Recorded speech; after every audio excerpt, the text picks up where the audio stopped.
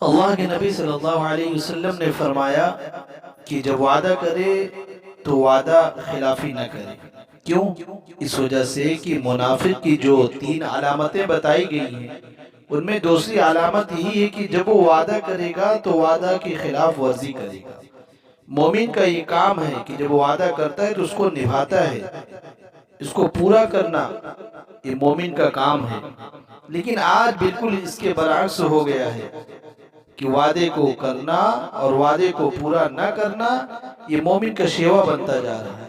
حالانکہ ہماری پہچان یہی تھی کہ وعدے کو پورا کیا جاتا تھا، لیکن آج اس کا بالکل برعکس ہوتے جا رہا ہے کہ انسان ایک دوسرے مومن سے بھاگ رہا ہے، مسلمان سے بھاگ رہا ہے۔ کیوں؟ وہ جانتا ہے کہ اس سے اگر وعدہ کرا جائے گا تو وعدے کو پورا نہیں کرے گا۔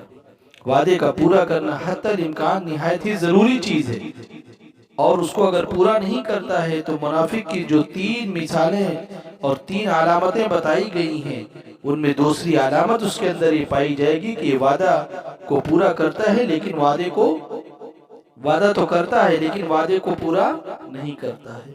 یہ سخت گناہ ہے۔ اللہ رب العزت والجلال ہم سارے مسلمانوں کو اس سے بچائے۔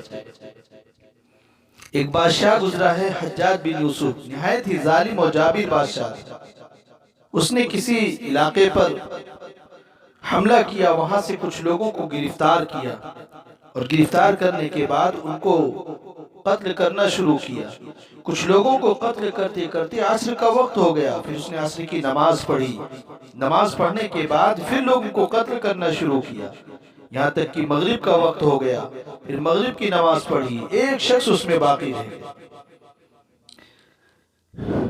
تو قتیبہ بن مسلم ایک شخص تھے، ان سے حجاج نے کہا کہ یہ شخص یہ تمہارے پاس امانت ہے، لہذا تم اس کو لے جاؤ، رکھو، ہم اس کو کل قتل کریں گے، لیکن یاد رکھنا یہ شخص بھاگنے نہ پائے، اگر یہ بھاگ گیا نا تو ہم تمہیں قتل کریں گے۔ قتیبہ بن مسلم اس کو لے کر آئے، اپنے گھر پر ٹھہرائے، اور وہ شخص قتیبہ بن مسلم سے برابر منت اور سماجت کرنے لگا کہ ہمیں چھوڑ دیا جائے، کچھ لوگوں کی امانتیں ہمارے پاس ہیں، ان امانت کو ہم واپس کر دیں، کچھ لوگوں کے قرض ہمارے پاس ہیں، ان کے قرض کو ہم واپس کر دیں، پھر ہم آ جائیں گے، ہم وعدہ کرتے ہیں۔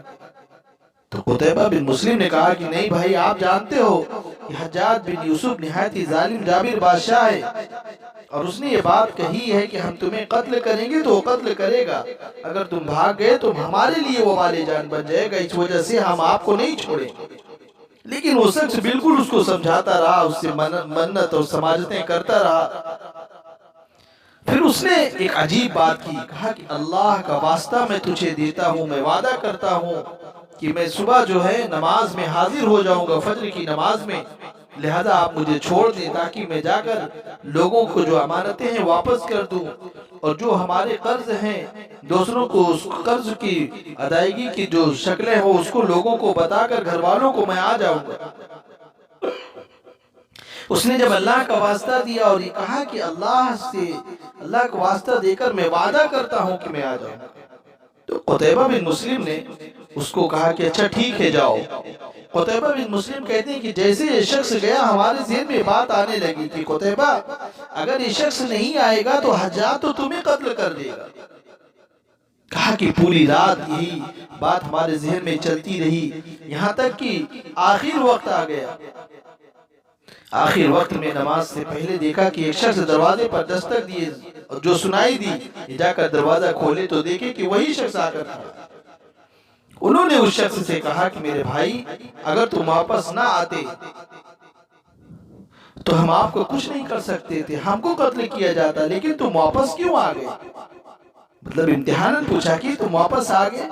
اس نے کہا کہ میرے بھائی مومن کا یہ کام یہ شیوا نہیں ہے کہ وعدہ خلافی کرے، بلکہ یہ تو منافق کی علامت ہے، اور ہم نے اللہ کو واسطہ دیا ہے، میں نے زبان دی ہے، تو میں کیسے یہ کام کر سکتا؟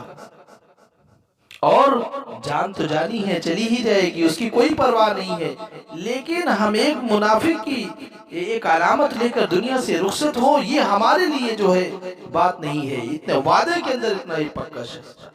قتیبہ بن مسلم پہ بہت اس کا اثر ہوا۔ قتیبہ بن مسلم جب صبح ہوئی تو اس کو حجاج کے سامنے پیش کیا، وہ سارے واقعے کو بتایا۔ حجاج بھی بہت متاثر ہوا اور اس نے قتیبہ بن مسلم سے کہا کہ لے جاؤ اس شخص کو، تم اس کو لے جا کر اپنے غلام بنا لو، تمہارے کام آئے گا۔ وہ شخص آیا، لیکن قتیبہ بن مسلم نے کہا کہ جب حجاج نے اس کو چھوڑ ہی دیا تو ہم اس کو اپنے غلام بنا کر رکھے۔ انہوں نے اسے کہا کہ جاؤ، میں نے تم کو آزاد کیا۔ وہ شخص جب جانے لگا تو اس نے کہا کہ الحمدللہ علی کل حال، یہ کہہ کر وہ شخص رخصت ہو گیا۔ قتیبہ بن مسلم سوچنے لگے کہ اس شخص کو چاہیے تھا کہ ہماری شکر گزاری کے کوئی الفاظ کہتے، اس نے تو ہمارا شکریہ ہی نہیں ادا کیا، تو چلا گیا۔ خیر، انہوں نے کہا کہ جانے دو، کوئی بات نہیں، چھوڑیے۔ لیکن دوسرے دن پھر وہی شخص آتا ہے، دروازے پر دستک دیتا ہے۔ قتیبہ بن مسلم دروازہ کھولتے ہیں، دیکھتے ہیں اس شخص کو، تو اس شخص نے کہا کہ قتیبہ تمہارا میں شکریہ ادا کرنے کے لیے آیا۔ قتیبہ بن مسلم نے کہا کہ میرے بھائی، کل بھی تو تمہیں شکریہ ادا کر سکتے تھے۔ انہوں نے فرمایا کہ نہیں، جس اللہ نے ہمارے اوپر احسان کیا کہ تم دونوں کے دلوں کو جو ہے مسخر کر دیا ہمارے لیے، اور تم دونوں کے دلوں میں جو ہے ہماری طرف سے محبت پیدا کر دی، تو چونکہ میں نے اللہ کو وعدہ بنا کر رکھا تھا تو میں نے سوچا کہ صرف اللہ ہی کا آج کے دن شکر ادا کیا جائے، اس میں کسی بندے کا شکر ادا کر کے اللہ کے ساتھ اس کو شریک نہ ٹھہرایا جائے۔ اس وجہ سے قتیبہ میں آج آیا ہوں، اس وجہ سے کہ تاکہ میں آپ کا شکر ادا کروں۔ میرے بھائیو دیکھیے، ایک شخص ہے جس کے جان کے لالے، اس کو پتا ہے کہ اگر ہم واپس آئیں گے تو قتل کر دیے جائیں گے، لیکن ایک جملے کو، ایک اپنی بات کو، کہ اللہ کے نبی صلی اللہ علیہ وسلم نے فرمایا ہے کہ مومن کا شیوا یہ ہے کہ وعدہ کرتا ہے تو وعدے کے خلاف کام نہیں کرتا۔ اس کے اندر یہ صفت پیدا تھی، اس صفت کی بنیاد پر اس کی جان بھی بچی۔ میرے بھائیو دوستو، آج ہم لوگوں کا کیا حال ہے؟ حضرت صہیب رومی رضی اللہ تعالیٰ عنہ کا واقعہ ہم کو کافروں نے پکڑ لیا، بہت بڑا واقعہ، میں مختصر بتا رہا۔ حضرت صہیب رومی رضی اللہ تعالیٰ عنہ نے فرمایا کہ مجھے چھوڑ دو، میں بتاتا ہوں کہ مکے میں ایک جگہ میرا مال دفن ہے، تم اس مال کو لے لو۔ لوگوں نے کہا بہت اچھا۔ وہ لوگ حضرت صہیب رومی رضی اللہ تعالیٰ عنہ کو چھوڑ دیا اور وہ مال جا کر پا بھی گئے۔ لیکن آج ہمارے یہاں یہ تصور ہے، اگر یہ بات کسی سے کی جائے کہ ہم تم کو مال بتاتے یا وعدہ کرتے ہیں اور آپ ہم کو چھوڑ دیں، تو کیا اس کا ہوگا کہ نہیں، پتہ نہیں تم جھوٹ تو نہیں بول رہے، وہ مال ملا کہ نہیں ملا۔ میرے بھائیوں دوستوں، جو ہماری پہچان تھی، جو آقا صلی اللہ علیہ وسلم نے ہمیں طریقہ بتلائے تھے، جو آپ صلی اللہ علیہ وسلم کی جو سنتیں تھیں، اس سنت کو ہم چھوڑ کر آج دنیا کے اندر ذلیل و خوار ہو۔ ہم کو چاہیے کہ اپنے پیارے نبی صلی اللہ علیہ وسلم کی ایک ایک طریقے کو اپنی زندگی کے اندر داخل کریں اگر کامیابی چاہتے ہیں، ورنہ ہم اسی طریقے سے دنیا کے اندر ذلیل و خوار ہوتے رہیں۔ حضور پاک علیہ السلام کو غلاموں میں ایسی مثالیں بے شمار مل جائے گی۔ حضرت معاویہ رضی اللہ تعالیٰ عنہ صحابہ اکرام میں سے ہیں جن کے بارے میں لوگوں نے معلوم نہیں کیا غلط قسم کے پروپیگنڈے کیے ہیں، اللہ تعالیٰ بچائے، آمین۔ ان لوگوں کی شان میں گستاخیاں کرتے ہیں، ان کا ایک قصہ سن لیجئے۔ حضرت معاویہ رضی اللہ تعالیٰ چونکہ شام میں تھے، اس لیے روم کی حکومت سے ان کی ہر وقت جنگ رہتی تھی، ان کے ساتھ برسرے پیکار رہتے تھے۔ روم اس وقت کی سپر پاور طاقت سمجھی جاتی تھی اور بڑی عظیم الشان عالمی طاقت تھی۔ ایک مرتبہ حضرت معاویہ رضی اللہ تعالیٰ عنہ کے ساتھ جنگ بندی کا معاہدہ کر لیا اور ایک تاریخ متعین کر لی کہ اس تاریخ تک ہم ایک دوسرے سے جنگ نہیں کریں گے۔ ابھی جنگ بندی کے معاہدے کی مدت ختم نہیں ہوئی تھی کہ اس وقت حضرت معاویہ رضی اللہ تعالیٰ عنہ کے دل میں خیال آیا کہ جنگ بندی کی مدت تو درست ہے، لیکن اس مدت کے اندر میں اپنے فوجیں رومیوں کی سرحد پر لے جا کر ڈال دوں تاکہ جس وقت جنگ بندی کی مدت ختم ہو اس وقت میں فوراً حملہ کر دوں۔ اس لیے کہ دشمن کے ذہن میں تو یہ ہوگا کہ جب جنگ بندی کی مدت ختم ہوگی پھر کہیں جا کر لشکر روانہ ہوگا یا آنے میں وقت لگے گا، اس لیے معاہدے کی مدت ختم ہوتے ہی فوراً مسلمانوں کا لشکر حملہ آور نہیں ہوگا، اس لیے اس حملے کے لیے تیار نہیں ہوگا۔ لہذا اگر میں اپنے لشکر سرحد پر ڈال دوں گا اور مدت ختم ہوتے ہی فوراً حملہ کر دوں گا تو جلد فتح حاصل ہو جائے۔ چنانچہ حضرت معاویہ رضی اللہ تعالیٰ اپنی فوج سرحد پر ڈال دیے اور فوج کا کچھ حصہ سرحد کے اندر ان کے علاقے میں ڈال دیا اور حملے کے لیے تیار ہو گئے۔ جیسے ہی جنگ بندی کے معاہدے کی آخری تاریخ کا سورج غروب ہوا، فوراً حضرت معاویہ رضی اللہ تعالیٰ عنہ نے لشکر کو پیش قدمی کا حکم دے دیا۔